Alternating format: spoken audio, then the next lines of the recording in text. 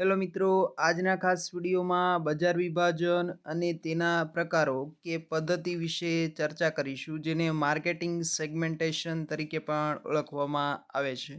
અહીં દર્શાવેલ સંપૂર્ણ પીડીએફ અને જનરલ પેપર 1 અને પેપર 2 કોમર્સના તમામ paper solution, Gujarati PDF notes અને મોક ટેસ્ટ ફ્રીમાં મેળવવા માટે અત્યારે જ મિશન એજ્યુકેશન એપ્લિકેશન અને ફ્રી ટેલિગ્રામ ચેનલ જોઈન્ટ કરો, જે બંનેની લિંક ડિસ્ક્રિપ્શનમાં આપેલી છે. સૌપ્રથમ માર્કેટિંગ સેગમેન્ટેશન. તો માર્કેટિંગ સેગમેન્ટેશન એ ઉત્પાદન માટેના કુલ વિશિષ્ટ બજાર અને તેને પેટા બજારમાં વહેંચવાની પ્રક્રિયા છે.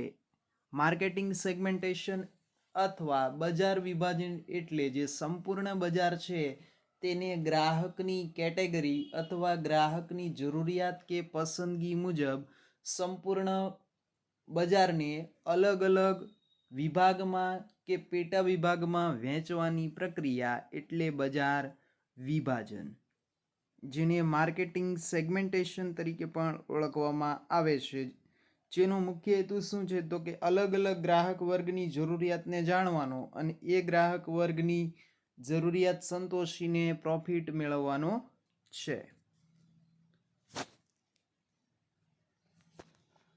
ત્યાર પછી એની અલગ અલગ પદ્ધતિઓ જોઈએ તો સૌપ્રથમ ભૌતિક આધારે વિભાજન, તો જેમાં શહેરી વિસ્તાર, ગ્રામ્ય વિસ્તાર, પરા વિસ્તાર, બજારની ઘનતા, આબોહવા, ભૂપ્રદેશ, સરહદ, દેશની સરહદ, રાજ્યનું કદ, શહેરનું કદ, આ બધી બાબતને ધ્યાનમાં લઈને પેદાશનું ઉત્પાદન કરવામાં આવે છે. જેમ કે મોલ છે તો એ ગ્રામ્ય વિસ્તારની અંદર નહીં ચાલે, મોટા સિટીની અંદર મોલનું ચલણ વધારે છે. આ રીતે ભૌતિક વિસ્તાર ધ્યાનમાં રાખી અને ગ્રાહકનું વિભાજન કે સંપૂર્ણ માર્કેટનું વિભાજન થાય. ત્યાર પછી વસ્તી વિષયક.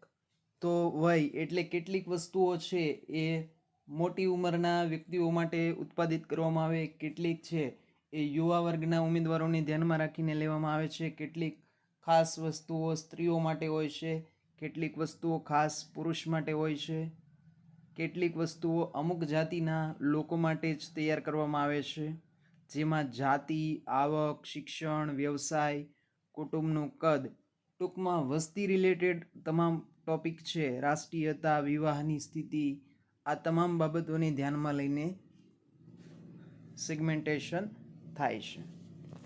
ત્યાર પછી છે મનોવૈજ્ઞાનિક.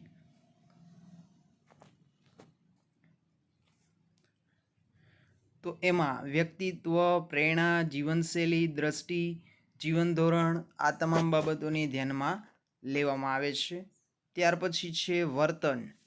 તો વોલ્યુમનો અંતિમ વપરાશ, લાભની અપેક્ષા કેટલી રાખવામાં આવે છે, બ્રાન્ડ પ્રત્યે વફાદારી કેટલી છે, સંવેદના કેટલી છે, વપરાશકર્તાની આર્થિક સ્થિતિ કેવી છે, તત્પરતા કેટલી છે અને ખરીદી કેટલા સમયમાં કરે છે, આ બધા માધ્યમો છે એ વર્તનવાદી ગણી શકાય. ત્યાર પછી સામાજિક અને આર્થિક ધોરણના આધારે વિભાજન. તો સામાજિક વર્ગ, મધુર વર્ગ, મધ્યમ વર્ગ જૂથ ક્ષમતાની ખરીદી આધારે ગણવામાં આવે છે.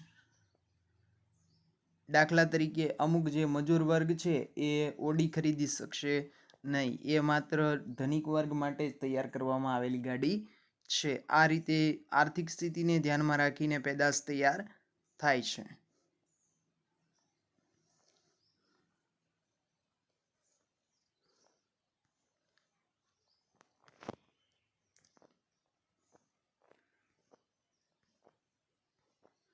ત્યારબાદ બજાર વિભાજનની જરૂરિયાત શા માટે? તો બજારની મહત્વતા છે એના માટે. ત્યાર પછી માપન, ગ્રાહક કેટલા છે એનું માપન કરવા માટે અને ક્ષમતાનું પ્રતિનિધિત્વ કરવા માટે છે એ બજાર વિભાજનની જરૂર પડે છે. ફરી મળીશું. જય હિન્દ, જય ભારત.